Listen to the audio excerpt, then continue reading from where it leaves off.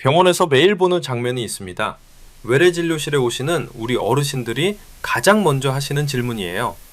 선생님, 저는 물만 마시면 바로 화장실에 가요. 우리 신장이 안 좋은 거 아닌가요? 저는 55년간 살아오면서 그리고 심혈관내과 전문의로 25년 넘게 일하면서 수많은 환자분들을 만나왔습니다. 그런데 신장 건강에 대해 가장 많이 잘못 알고 계신 부분이 바로 이겁니다. 화장실 자주 가면 우리 신장이 나쁜 거라고요? 아, 잠깐만요. 제가 오늘 충격적인 사실을 말씀드리겠습니다. 연세대 세브란스 병원 신장내과 연구팀이 15년간 4만 2천 명을 추적 조사한 결과가 있습니다. 물을 마시고 30분 안에 화장실 가시는 분들, 오히려 신장 기능이 좋은 경우가 73%였습니다. 반대로 6시간 넘게 안 가시는 분들은 신장 기능 저하 위험이 2.7배나 높았습니다. 완전히 반대죠. 지난주에 창원에서 오신 72세 임종수 어르신 이야기를 해드릴게요. 이분은 아침 8시에 물 한 잔 드시고 오후 4시까지 화장실을 한 번도 안 가셨습니다. 주변에서는 부러워했습니다. 오줌발이 세고 방광이 튼튼하다고요. 그런데 건강검진 결과를 보고 깜짝 놀라셨습니다. 신장 기능 수치가 정상의 54%까지 떨어져 있었거든요. 반면에 같은 병원에서 만난 68세 한영숙 어르신은 물만 마시면 40분 안에 화장실을 가셨습니다. 본인도 우리 신장이 약한 줄 알고 걱정이 많으셨어요. 그런데 여러분, 검사해보니 신장 기능이 정상 범위 안에 들어 있었습니다. 어르신은 그제야 안도하셨습니다. 여러분, 화장실 가는 횟수로 신장 건강을 판단하면 안 됩니다. 이건 표면적인 현상일 뿐이에요. 진짜 여러분, 중요한 건 우리 신장이 제대로 조절 기능을 하고 있느냐입니다. 오늘 제가 여러분께 알려드릴 내용은 이렇습니다. 먼저 화장실 가는 횟수와 신장 건강의 진짜 관계를 설명드리겠습니다. 그 다음 우리 신장이 보내는 위험 신호를 알려드릴 거예요. 우리 몸이 보내는 신호를 읽을 줄 알아야 합니다. 당장 병원에 가야 하는 경우와 지켜봐도 되는 경우도 구분해 드리겠습니다. 우리 신장을 망가뜨리는 습관도 짚어드릴게요. 많은 분들이 건강에 좋다고 생각하시는 것들이 오히려 우리 신장을 해치고 있습니다. 우리 신장에 좋은 음식과 나쁜 음식도 정리해 드리겠습니다. 운동 방법도 알려드릴 거예요. 마지막으로 실제로 신장 기능을 회복하신 분들의 사례를 말씀드리겠습니다. 끝까지 보시면 우리 신장을 지키는 방법을 정확하게 아시게 됩니다. 자, 시작하겠습니다. 먼저 우리 신장이 왜 그렇게 중요한지부터 알아보겠습니다. 우리 신장은 40년 넘게 쓴 정수기 필터와 같습니다. 새 필터는 아주 미세한 불순물까지 깨끗하게 걸러냅니다. 물이 맑게 나오죠? 하지만 오래된 필터는 어떻습니까? 구멍이 막히고 찌꺼기가 쌓입니다. 결국 물이 제대로 안 나오게 됩니다. 탁한 물이 그대로 나오기도 하고요. 우리 신장도 똑같습니다. 신장 안에는 사구체라는 아주 작은 거름망이 있습니다. 이 거름망이 약 100만 개 있어요. 이 거름망들이 24시간 쉬지 않고 우리 피를 걸러서 노폐물은 소변으로 내보내고 필요한 영양분은 다시 흡수합니다. 그런데 나이가 들면 어떻게 될까요? 이게 참 안타까운 부분인데요. 이 거름망이 하나 둘씩 망가지기 시작합니다. 50대에는 약 10만 개가 기능을 잃습니다. 60대에는 20만 개가 망가집니다. 70대가 되면 30만 개 이상이 제 역할을 못합니다. 질병관리청 2023년 발표에 따르면 60세 이상 우리나라 분들 중에서 10명 중 4명 이상이 이미 신장 기능 저하 상태입니다. 거의 절반에 가까운 분들이 본인도 모르는 사이에 우리 신장이 나빠지고 있는 거예요. 여러분은 어떠세요? 혹시 요즘 이유 없이 피곤하시진 않으세요? 다리에 힘이 없고 붓는 것 같지 않으세요? 그렇다면 이미 우리 신장에 문제가 생기기 시작한 겁니다. 자, 이제 첫 번째 주제로 들어가겠습니다. 화장실 가는 횟수와 신장 건강의 관계입니다. 대부분 사람들이 소변을 이렇게 생각합니다. 물을 마시면 우리 몸에 잠깐 쌓였다가 그냥 나가는 것이라고요. 하지만 이건 절반만 맞는 이야기입니다. 제 환자 중 63살 박순희 어르신이 계셨습니다. 이분은 3년 동안 물을 하루에 서너 잔만 드셨습니다. 화장실 가는 게 불편해서였죠. 특히 외출할 때는 아예 물을 안 드셨습니다. 그런데 작년 가을 건강검진에서 신장기능 수치가 정상의 절반 아래로 떨어져 있었습니다. 어르신은 깜짝 놀라서 물으셨습니다. 선생님, 저는 소변도 잘 나오고 아픈 데도 없는데 어떻게 이럴 수가 있나요? 여기서 핵심을 말씀드리겠습니다. 신장은 단순히 물을 받아서 내보내는 통로가 아닙니다. 우리 몸속 수분 전체를 관리하는 조절센터입니다. 잠깐, 이 부분이 정말 중요합니다. 성인 우리 몸속에는 약 40리터의 수분이 있습니다.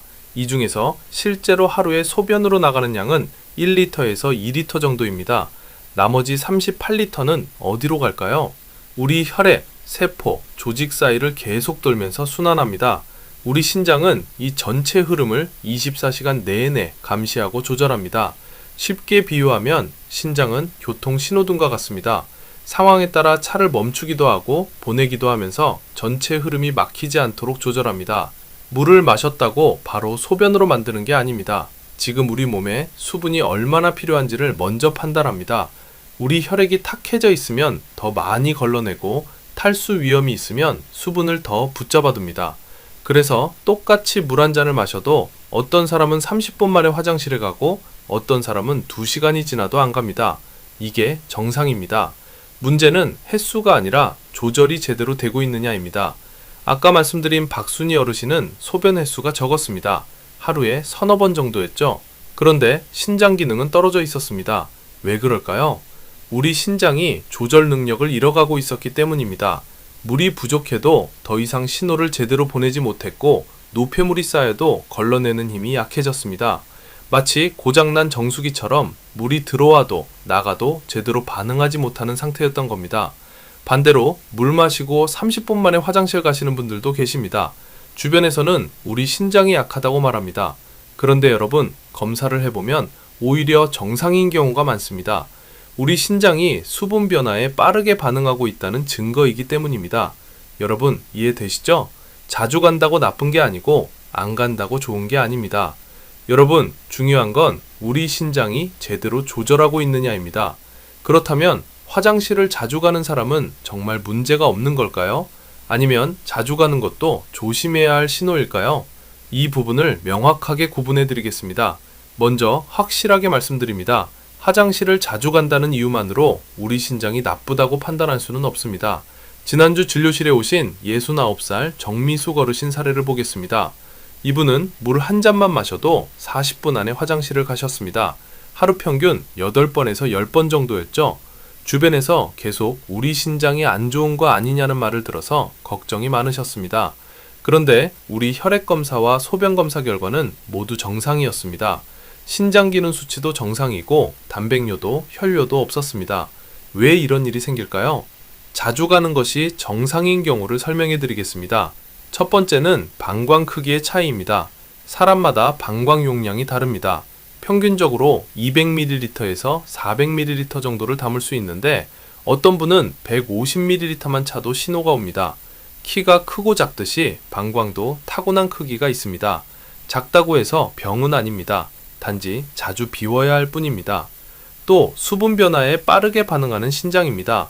물을 마시면 즉시 우리 혈액 농도가 옅어집니다. 이때 우리 신장이 빠르게 감지해서 여분의 수분을 소변으로 만듭니다. 이런 분들은 아침에 물 한 컵 마시면 30분 안에 화장실에 갑니다. 오히려 조절 능력이 살아있다는 증거입니다. 또 하나는 신호에 민감한 체질입니다. 방광의 소변이 절반만 차도 신호를 느끼는 분들이 계십니다. 의학적으로 이걸 방광 과민이라고 부르는데 병이 아니라 체질에 가깝습니다. 마치 어떤 사람은 작은 소리에도 잠을 깨고 어떤 사람은 큰 소리에도 안 깨는 것과 비슷합니다. 겨울철이나 에어컨 틀어놓은 실내에서는 땀이 거의 안 납니다. 그러면 체내 수분이 소변으로만 빠져나갑니다.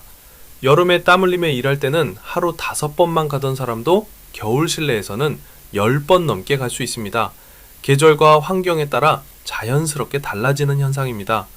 정미숙 어르신은 이 중에서 신장 반응이 빠르고 겨울철이라 땀이 적었던 겁니다. 저는 어르신께 이렇게 말씀드렸습니다. 어르신, 지금처럼 계속 지내시면 됩니다. 화장실을 자주 가는 게 문제가 아니라 참으려고 물을 줄이는 게 더 위험합니다. 하지만 다른 증상이 함께 나타나면 이야기가 달라집니다. 소변을 볼 때 아랫배가 아프거나 따끔거린다면 방광염을 의심해야 합니다. 소변을 보고 나서도 시원하지 않고 남아있는 느낌이 든다면 전립선이나 방광 문제일 수 있습니다. 밤에만 유독 자주 일어난다면 심장이나 우리 신장의 순환 기능을 확인해야 합니다.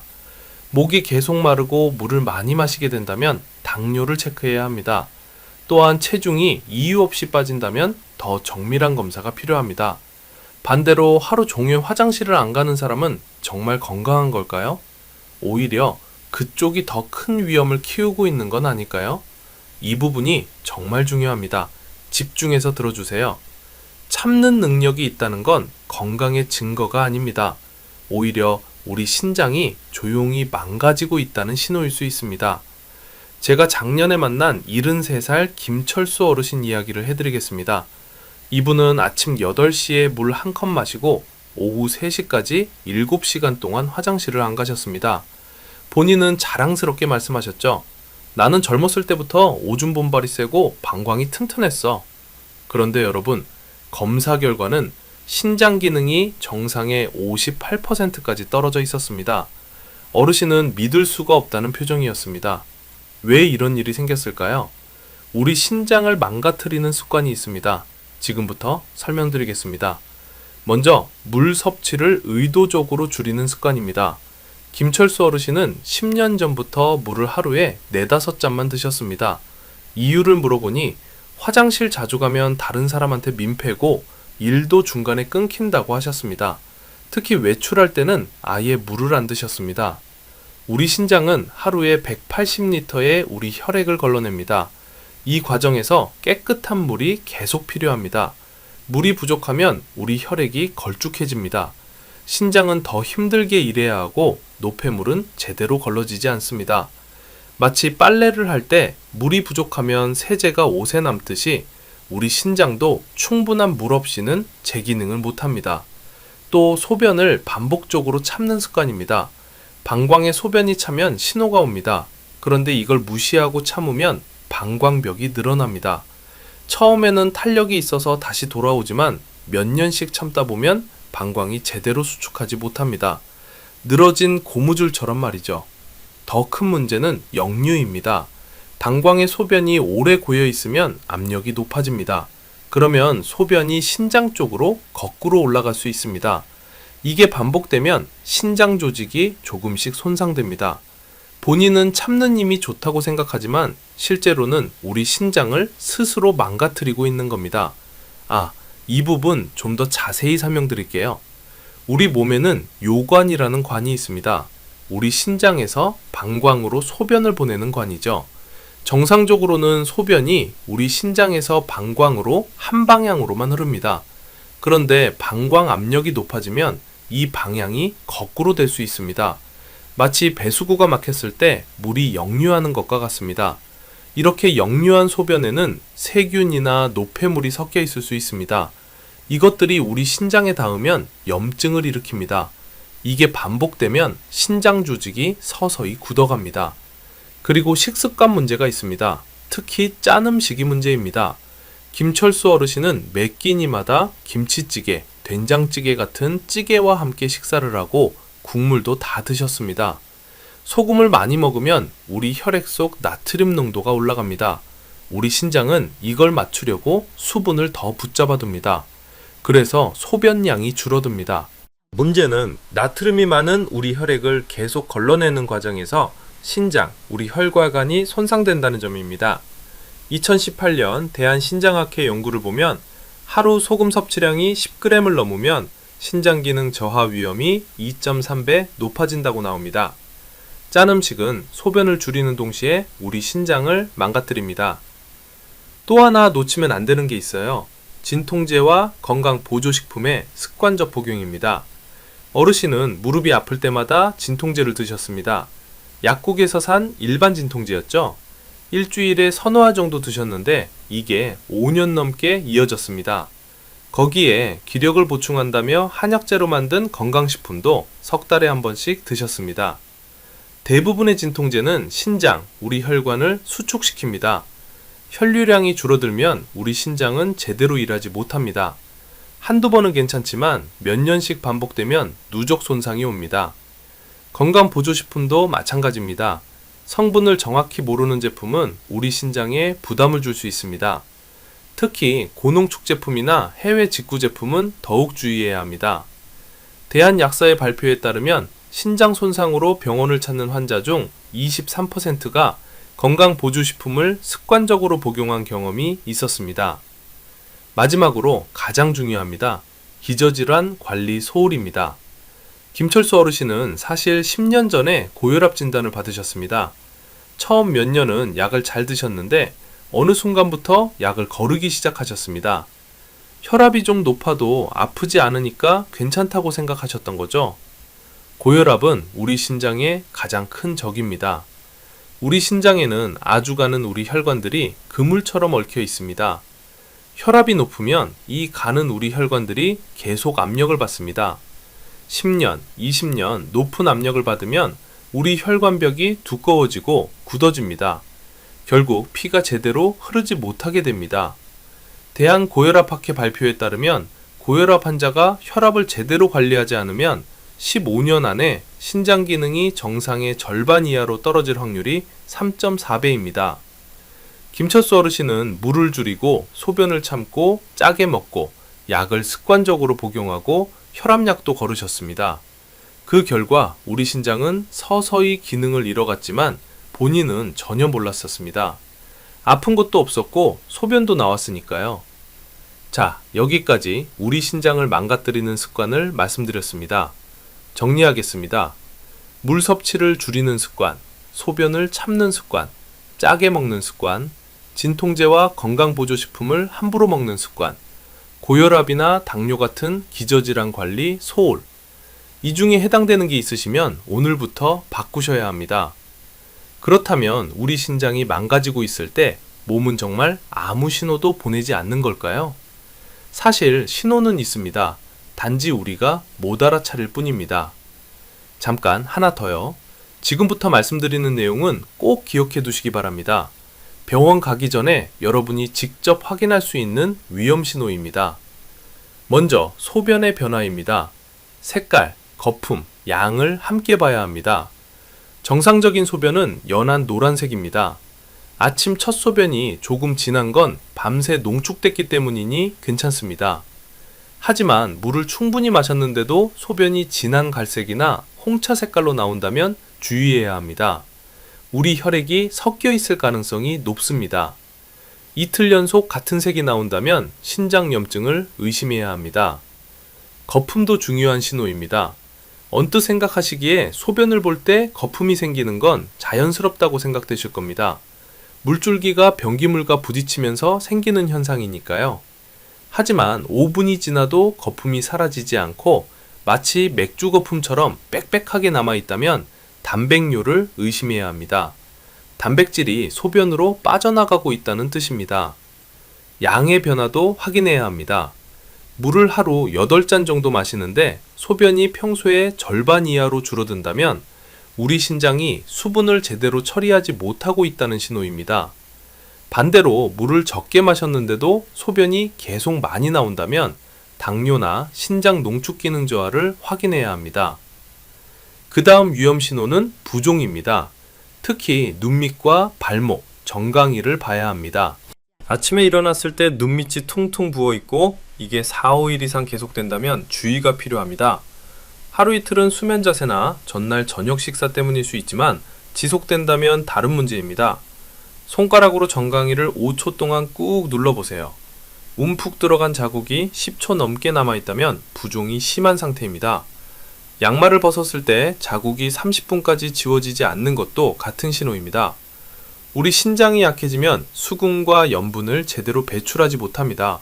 그러면 조직 사이에 물이 고입니다. 중력 때문에 발목과 정강이에 먼저 나타나고 누워있을 때는 얼굴 쪽으로 수분이 몰려서 아침에 눈밑이 붓게 됩니다. 이것도 꼭 기억하세요. 쉬어도 회복되지 않는 피로입니다. 10시간을 자도 아침에 개운하지 않고 우리 몸이 무겁다면 주의해야 합니다. 낮에 소파에 앉아 있다가 그대로 잠드는 일이 자주 생긴다면 더욱 그렇습니다. 거울을 봤을 때 얼굴이 유난히 창백하거나 입술색이 옅어져 있다면 빈혈을 의심해야 합니다. 우리 신장은 조혈 호르몬을 만듭니다. 이 호르몬이 골수에 신호를 보내서 적혈구를 생산하게 합니다. 신장 기능이 떨어지면 호르몬 분비가 줄어들고 적혈구도 감소합니다.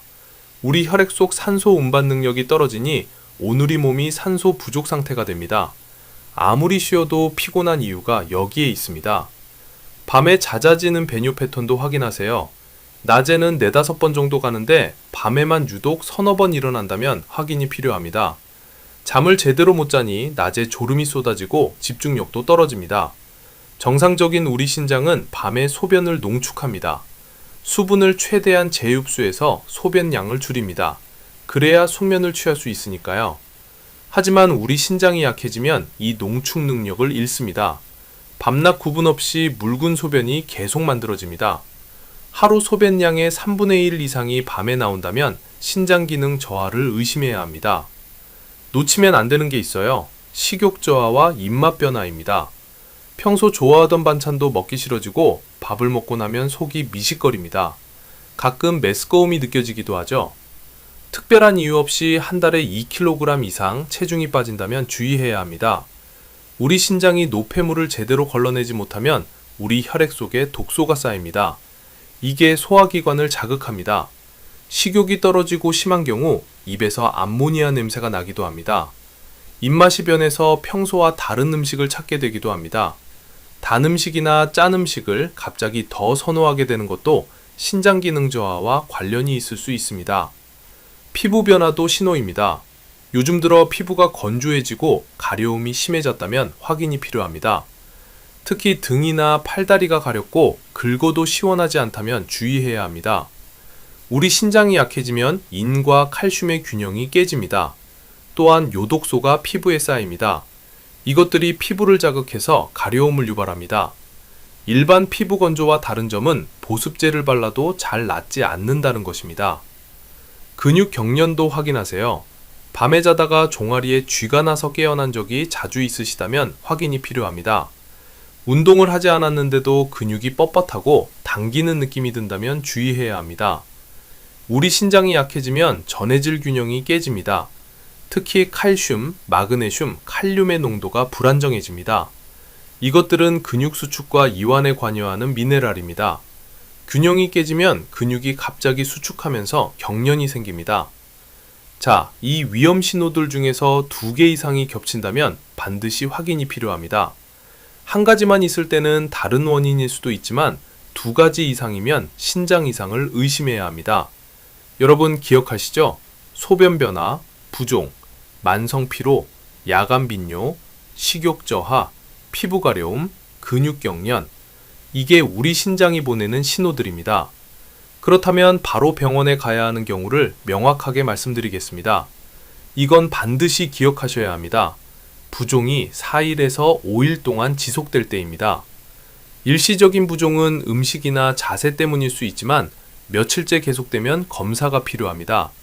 부종과 피로가 동시에 나타날 때도 바로 가셔야 합니다. 두 증상이 함께 오면 우리 신장이나 심장에 문제가 있을 가능성이 높습니다. 일주일 안에 체중이 2kg 이상 갑자기 늘었을 때도 마찬가지입니다. 갑작스러운 체중 증가는 수분이 우리 몸에 쌓이고 있다는 신호입니다. 우리 신장이 수분을 배출하지 못하고 있는 겁니다. 소변 색깔이나 거품 변화가 함께 나타날 때도 병원에 가셔야 합니다. 특히 소변에 피가 섞여 나오거나 거품이 오래 남으면 바로 검사를 받으셔야 합니다. 이 중에 하나라도 해당되면 내과를 방문해서 소변 검사와 우리 혈액 검사를 요청하세요. 조기에 발견하면 충분히 회복 가능합니다. 자, 이제 우리 신장을 망가뜨리는 음식과 살리는 음식에 대해 알려드리겠습니다. 많은 분들이 건강에 좋다고 먹는 음식이 오히려 우리 신장을 해치고 있습니다. 먼저 우리 신장을 망가뜨리는 음식입니다. 바나나입니다. 여러분, 아침마다 바나나 드시는 분 많으시죠? 변비에도 좋고 칼륨이 풍부해서 건강에 좋다고 알려져 있습니다. 하지만 우리 신장이 약해진 분들에게 바나나는 독입니다. 바나나 한 개에는 칼륨이 약 400mg 들어 있습니다. 건강한 신장은 칼륨을 잘 배출합니다. 하지만 약해진 신장은 그렇지 못합니다. 칼륨이 우리 혈액에 쌓이기 시작합니다. 칼륨 수치가 5.5를 넘으면 위험 신호입니다. 6점을 넘으면 심장 박동이 불규칙해집니다. 7점을 넘으면 심정지가 올 수 있습니다. 제가 만난 68살 박순희 어르신 이야기를 해드리겠습니다. 그 어르신은 매일 아침 바나나 2개씩 드셨습니다. 건강을 위해서였죠. 변비도 좋아지고 기분도 좋아지셨습니다. 그런데 3개월쯤 지나고 갑자기 가슴이 두근거리기 시작했습니다. 심장이 빨리 뛰다가 갑자기 느려지는 것 같았습니다. 숨도 차고 어지러웠습니다. 우리 가족들이 급히 응급실에 데려갔습니다. 검사해보니 칼륨 수치가 6.8까지 올라가 있었습니다. 심전도에서 부정맥이 나타났습니다. 생명이 위험한 상태였습니다. 원인을 찾아보니 바나나였습니다. 그 어르신은 크레아티닌 수치가 이미 2.5까지 올라가 있었습니다. 만성 신부전 3기 단계였는데 본인은 몰랐던 겁니다. 약해진 우리 신장이 바나나에 칼륨을 배출하지 못해서 칼륨이 계속 쌓였던 겁니다. 다행히 급히 치료해서 목숨은 건지셨습니다. 하지만 이틀 동안 중환자실에 계셔야 했습니다. 그 어르신은 지금도 그때 일을 떠올리면 무섭다고 하십니다. 건강하려고 먹었던 바나나가 거의 목숨을 앗아갈 뻔했다고요. 대한신장학회 발표에 따르면 고칼륨 혈증으로 응급실에 오는 환자 중 31%가 바나나를 포함한 고칼륨 과일을 많이 먹은 경험이 있었습니다. 오렌지와 오렌지 주스도 마찬가지입니다. 오렌지는 비타민C가 풍부해서 건강에 좋다고 알려져 있습니다. 특히 오렌지 주스는 아침에 한 잔씩 마시면 활력이 생긴다고 생각하는 분들이 많습니다. 하지만 오렌지도 칼륨이 많습니다. 오렌지 한 개에 칼륨이 230mg 정도 들어 있습니다. 문제는 오렌지 주스입니다. 오렌지 주스 한 컵을 만들려면 오렌지 서너 개가 필요합니다.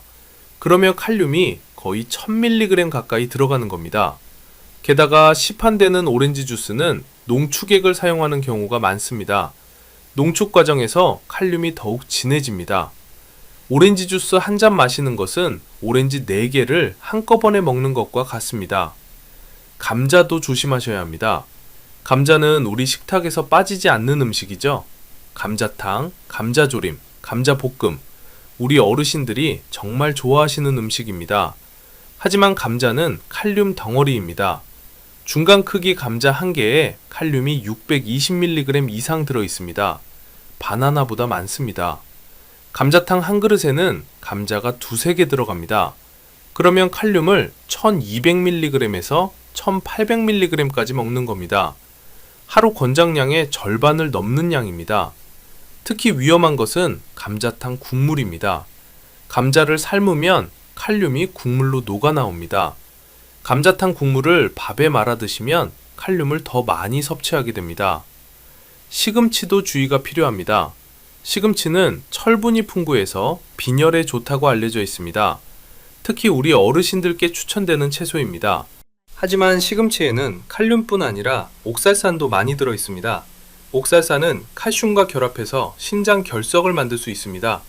시금치 100g에 칼륨이 558mg, 옥살산이 970mg 들어 있습니다. 우리 신장이 약해진 분이 시금치를 많이 드시면 칼륨도 쌓이고 결석 위험도 높아집니다. 이중으로 우리 신장을 공격하는 겁니다. 가공육과 젓갈류도 피하셔야 합니다. 햄, 소시지, 베이컨 같은 가공육에는 나트륨과 인이 많이 들어 있습니다. 특히 인산염이라는 첨가물이 많습니다. 인산염은 음식을 촉촉하게 유지하고 색을 좋게 만드는 첨가물입니다. 하지만 우리 신장이 약해진 분에게는 독입니다. 우리 신장은 인을 배출하는 역할을 합니다. 우리 신장이 약해지면 인이 쌓입니다. 인이 쌓이면 칼슘을 뼈에서 빼앗아 갑니다.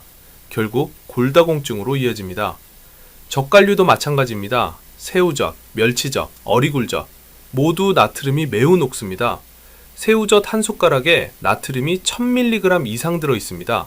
하루 권장량의 절반에 가깝습니다. 나트륨은 혈압을 올리고 신장, 우리 혈관을 손상시킵니다. 자, 우리 신장을 망가뜨리는 음식을 정리하겠습니다. 바나나, 오렌지 주스, 감자, 시금치, 가공육과 젓갈입니다. 이 5가지는 건강한 분들에게는 좋은 음식입니다. 하지만 우리 신장이 약해진 분들에게는 독이 됩니다. 그렇다면 우리 신장에 좋은 음식은 뭘까요? 다행히 우리 신장을 보호하고 기능을 유지하는 데 도움이 되는 음식들이 있습니다. 지금부터 5가지를 알려드리겠습니다. 사과입니다. 사과는 칼륨이 적으면서도 우리 몸에 좋은 성분이 풍부합니다. 중간 크기 사과 1개에 칼륨이 약 148mg 정도밖에 안 됩니다. 바나나의 3분의 1 수준입니다. 사과에는 펙틴이라는 식이섬유가 풍부합니다. 펙틴은 장에서 콜레스테롤과 독소를 흡착해서 배출합니다. 우리 신장에 부담을 덜어주는 역할을 합니다. 또한 사과에는 퀘르세틴이라는 항산화 성분이 들어있습니다. 퀘르세틴은 신장세포를 보호하고 염증을 줄입니다. 하루에 사과 1개를 껍질째 드시면 좋습니다. 껍질에 퀘르세틴이 더 많이 들어있습니다. 양배추도 좋습니다. 양배추는 칼륨이 적으면서 우리 신장에 좋은 성분이 풍부한 채소입니다. 양배추 100g에 칼륨이 170mg 정도입니다. 양배추에는 비타민 K와 비타민 C가 풍부합니다. 또한 글루코시놀레이트라는 성분이 있어서 우리 몸속 독소를 해독하는 데 도움을 줍니다. 양배추는 우리 몸의 청소부와 같습니다. 독소를 모아서 밖으로 내보내는 역할을 합니다. 우리 신장이 해야 할 일을 도와주는 거죠. 양배추는 살짝 데쳐서 드시면 좋습니다. 생으로 먹으면 소화가 안 될 수 있으니까요. 하루에 양배추잎 서너 장 정도가 적당합니다. 블루베리도 추천드립니다. 블루베리는 칼륨이 적으면서 강력한 항산화 작용을 합니다.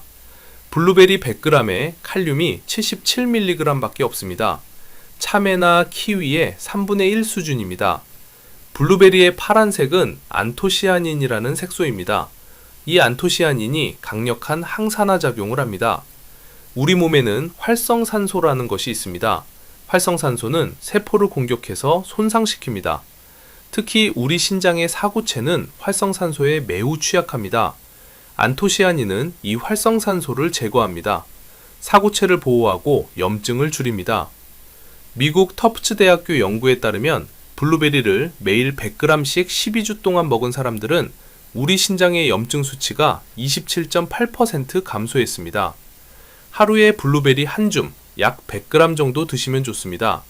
냉동 블루베리도 효과가 같습니다. 마늘도 좋습니다. 마늘은 우리 한국 음식에 빠지지 않는 양념이죠. 마늘에는 알리신이라는 성분이 있습니다. 알리신은 항염증 작용을 하고 혈압을 낮추는 데 도움을 줍니다. 고혈압은 우리 신장의 가장 큰 적입니다. 마늘이 혈압을 낮추면 신장, 우리 혈관에 가해지는 압력도 줄어듭니다. 신장 보호 효과가 있는 겁니다. 또한 마늘은 우리 혈액을 맑게 합니다. 우리 혈액이 맑으면 우리 신장이 걸러야 할 노폐물도 줄어듭니다. 하루에 마늘 2~3쪽 정도 드시면 좋습니다. 익혀서 드시면 자극이 적습니다. 달걀 흰자도 추천드립니다. 우리 신장이 약해진 분들은 단백질 섭취를 조심해야 합니다. 단백질을 많이 먹으면 노폐물이 많이 생기고 우리 신장이 더 힘들게 일해야 하기 때문입니다. 하지만 단백질을 아예 안 먹을 수는 없습니다. 근육을 유지하려면 단백질이 필요합니다. 이때 좋은 것이 달걀 흰자입니다. 달걀 흰자는 고품질 단백질이면서 칼륨과 인이 적습니다. 달걀 흰자 2개에 단백질이 7g 들어있지만 칼륨은 108mg 정도밖에 안 됩니다. 달걀 노른자에는 인이 많이 들어있습니다. 그래서 우리 신장이 약해진 분들은 노른자를 빼고 흰자만 드시는 게 좋습니다. 하루에 달걀 흰자 2~3개 정도가 적당합니다. 삶아서 드시거나 찜으로 드시면 좋습니다. 자, 우리 신장에 좋은 음식 5가지를 정리하겠습니다. 사과, 양배추, 블루베리, 마늘, 달걀 흰자입니다. 이 5가지는 칼륨이 적으면서 우리 신장을 보호하는 성분이 풍부합니다. 오늘부터 식단에 넣어보세요. 자, 이제 우리 신장에 좋은 운동에 대해 알려드리겠습니다. 많은 분들이 운동이 좋다는 건 아시지만 어떤 운동은 어떻게 해야 하는지는 잘 모르십니다. 우리 신장이 약해진 분들이 해도 되는 운동과 하면 안 되는 운동이 있습니다. 먼저 우리 신장에 좋은 운동 3가지를 알려드리겠습니다. 걷기입니다. 걷기는 가장 안전하고 효과적인 운동입니다. 심장 박동수를 적당히 올려서 우리 혈액순환을 개선합니다. 우리 신장에 가는 혈류량이 늘어나면 우리 신장이 더 효율적으로 일할 수 있습니다. 하루에 30분, 일주일에 5일 정도 걸으시면 됩니다. 한 번에 30분이 힘드시면 10분씩 3번 나눠서 걸으셔도 됩니다. 여러분, 중요한 건 속도입니다. 너무 빨리 걸으면 심장에 부담이 갑니다. 옆 사람과 대화할 수 있을 정도의 속도가 적당합니다.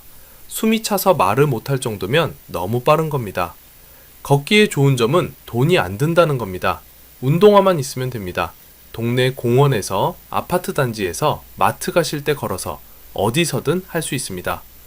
대한신장학회 연구에 따르면 만성 신부전 환자가 하루 30분씩 걷기를 6개월 동안 실천했을 때 사구체 여가율이 평균 7.8% 개선되었습니다.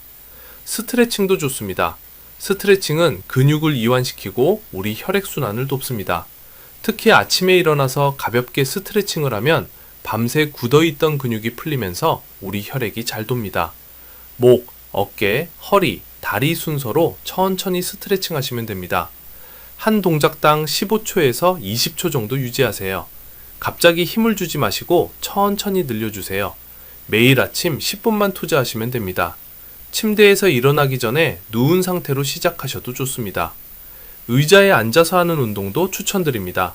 무릎이나 허리가 안 좋으신 분들은 서서 운동하기 힘드십니다. 이런 분들은 의자에 앉아서 할 수 있는 운동을 해보세요. 의자에 앉아서 다리를 번갈아 들어 올리기, 발목 돌리기, 무릎 펴기, 이런 동작들은 하체 우리 혈액순환을 개선합니다. 앉아서 팔 돌리기, 어깨 으쓱하기, 목 돌리기, 이런 동작들은 상체 순환을 돕습니다. 하루에 10분씩 아침 저녁으로 2번 하시면 됩니다. TV 보시면서 하셔도 됩니다. 이 3가지 운동의 공통점이 뭔지 여러분 아십니까? 다 부드러운 운동입니다. 심장에 갑자기 부담을 주지 않습니다. 천천히 우리 혈액순환을 개선합니다. 그렇다면 우리 신장이 약해진 분들이 피해야 할 운동은 뭘까요? 격렬한 유산소 운동입니다. 달리기, 줄넘기, 에어로빅 같은 운동은 심장 박동수를 급격히 올립니다. 심장에 부담이 가면 우리 신장에도 영향을 미칩니다. 무거운 무게를 드는 웨이트 운동도 피하셔야 합니다. 무거운 것을 들 때 혈압이 급격히 올라갑니다. 고혈압은 우리 신장의 가장 큰 적입니다.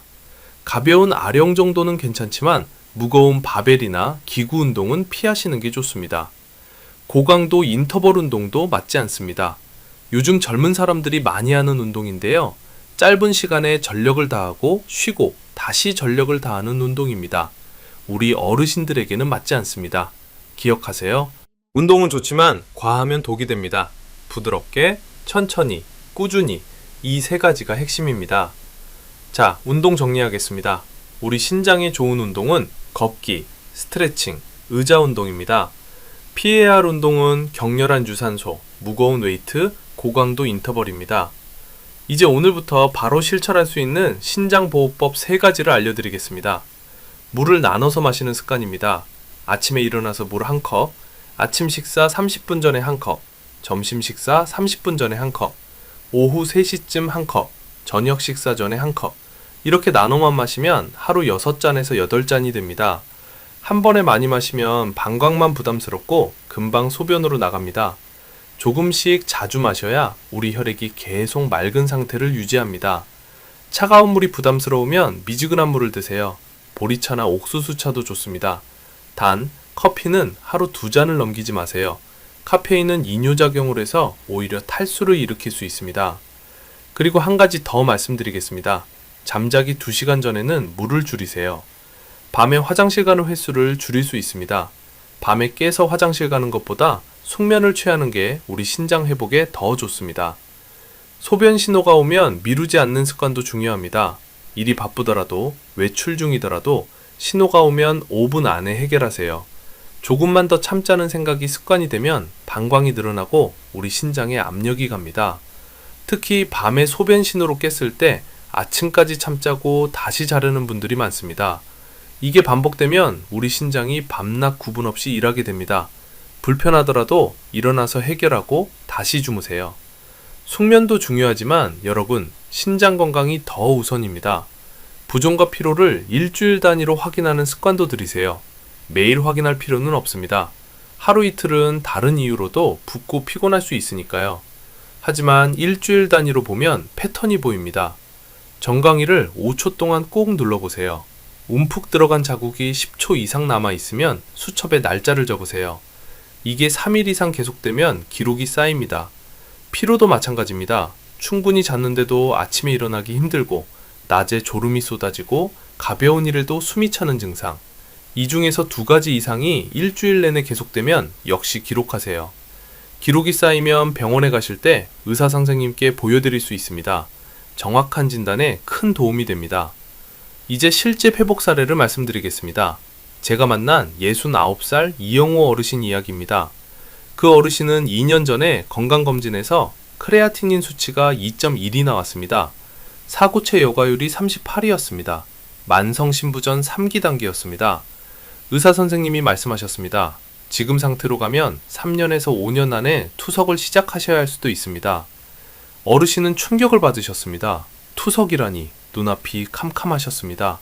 그때 저를 만나셨습니다. 저는 어르신께 식습관과 생활습관을 바꿔보자고 제안했습니다.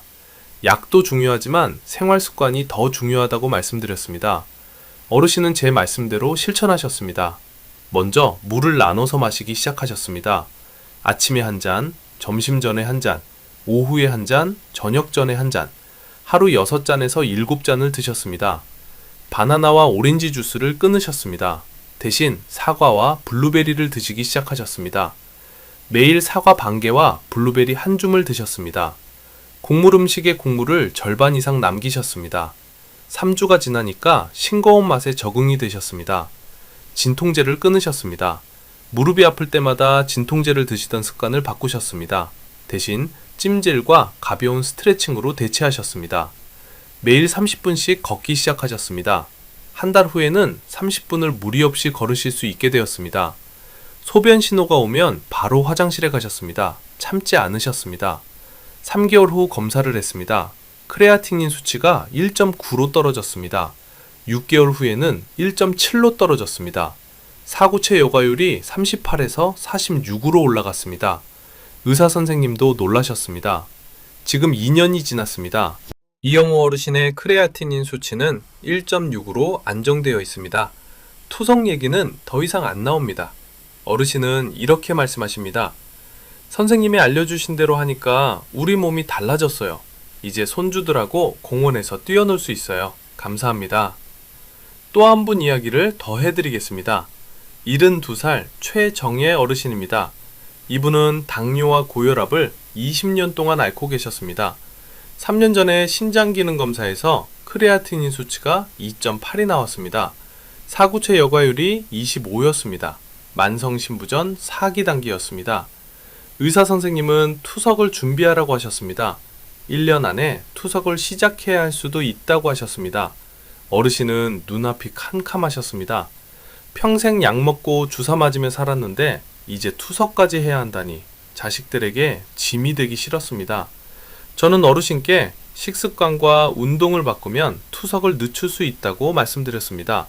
완전히 회복은 어렵지만 지금 상태를 유지하거나 조금이라도 좋아질 수 있다고요. 어르신은 정말 열심히 실천하셨습니다. 바나나, 오렌지, 감자, 시금치를 완전히 끊으셨습니다. 대신 사과, 양배추, 블루베리, 마늘을 매일 드셨습니다. 국물은 거의 안 드셨습니다. 찌개보다 나물 반찬 위주로 식단을 바꾸셨습니다. 한 달 지나니까 적응이 되셨습니다. 하루에 20분씩 의자에 앉아서 운동을 하셨습니다. 무릎이 안 좋아서 걷기가 힘드셨거든요. 간단한 동작을 매일 하셨습니다. 물은 하루에 6잔을 나눠 드셨습니다. 커피는 완전히 끊으셨습니다. 6개월 후 검사 결과가 나왔습니다. 크레아티닌 수치가 2.5로 떨어졌습니다. 사구체 여과율이 25에서 28로 올라갔습니다. 의사 선생님도 놀라셨습니다. 1년이 지났습니다. 크레아티닌 수치는 2.4로 유지되고 있습니다. 투석 얘기는 더 이상 안 나옵니다. 어르신은 이렇게 말씀하십니다. 투석 안 하고 살 수 있다는 게 얼마나 감사한지 몰라요. 손주들한테 짐이 안 되어서 다행이에요. 늦지 않았습니다. 지금 시작하시면 됩니다. 우리 어르신들께서 가장 걱정하시는 게 자식들에게 짐이 되는 것입니다. 하지만 지금 관리하시면 됩니다. 오늘 알려드린 것들 실천하시면 우리 신장을 지킬 수 있습니다. 오늘부터 꼭 시작하세요. 오늘 내용을 정리하겠습니다. 화장실 가는 횟수로 우리 신장을 판단하지 마세요. 자주 간다고 나쁜 게 아니고 안 간다고 좋은 게 아닙니다. 여러분, 중요한 건 우리 신장의 조절 능력입니다.